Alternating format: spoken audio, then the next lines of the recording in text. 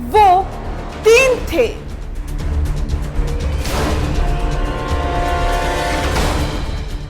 तीनों के तीनों पूरी करते थे शाइस्ता की हर एक ख्वाहिश।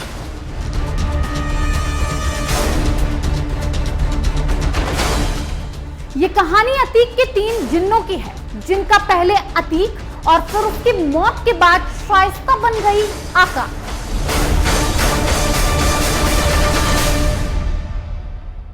नमस्कार, मैं हूं आपके साथ नेहा दुबे। स्पेशल एडिशन में आज कहानी यूपी की मोस्ट वांटेड शाइस्ता के उन मददगारों की जिनका रोल किसी जिन की तरह था।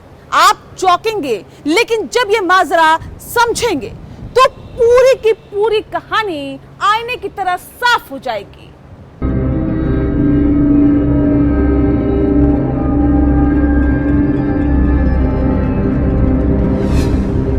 खुल जा सिम सिम, शाइस्ता का तिलिस्म।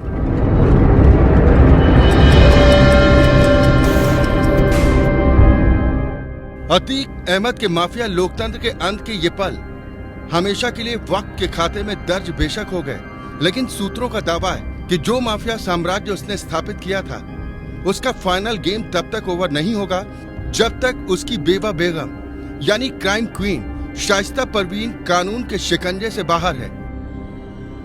सवाल ये है कि 100 दिन से ज्यादा वक्त से फरार चल रही शाइस्ता परवीन आखिर है कहां? एसटीएफ शाइस्ता परवीन की धरपकड़ के लिए क्या कर रही है? क्या ये मान लिया जाए कि शाइस्ता कानून की नजरों में हमेशा धूल झोंकती रहेगी? एपीएन न्यूज ने जब क्राइम जगत के सूत्रों को टटोला तो इनसाइड स्टोरी सामने आई। यह शक पुख्ता हो गया कि अब भी अतीक के चेले चपाटों की फौज है जो माफिया कुनबे की खिदमत में जुटा है। माफिया अतीक के इन चेलों की मदद से शाइस्ता इतनी लंबी फरारी काट पा रही है। शाइस्ता की ये मददगार एक दौर में अतीक का हुक्म बजाते थे। अब जबकि अतीक इस दुनिया में नहीं है तो शाइस्ता बन गई है अतीक गिरोह की कमांडर इन चीफ। शाइस्ता का हुक्म बजाने लगे हैं अतीक के पुराने गुर्गे।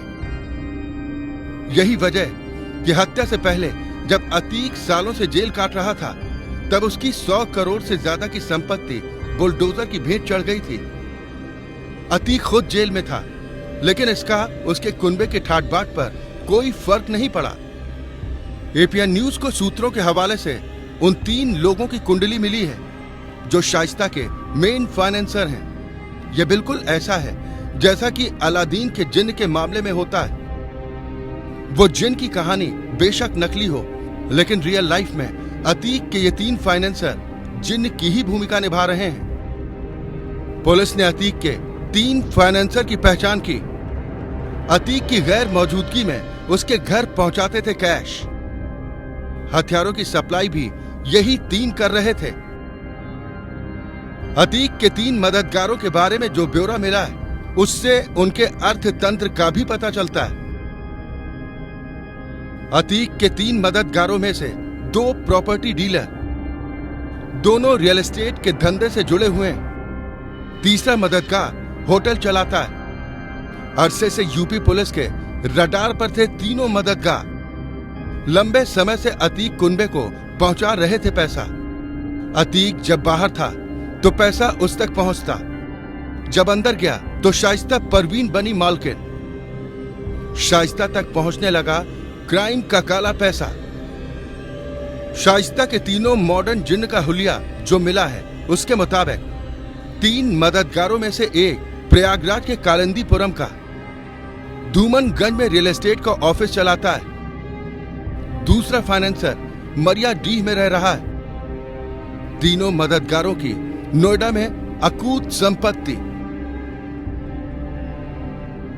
इनसाइड स्टोरी बताने वाले सूत्रों का यह भी दावा है कि जब शाइस्ता परवीन या उसके परिवार का कोई भी शख्स गुजरात साबरमती जेल में अतीक से मिलने के लिए जाता था, तो ये तीनों ही उनके लिए अच्छे होटल में रहने, खाने पीने और फ्लाइट का जिम्मा उठाते थे।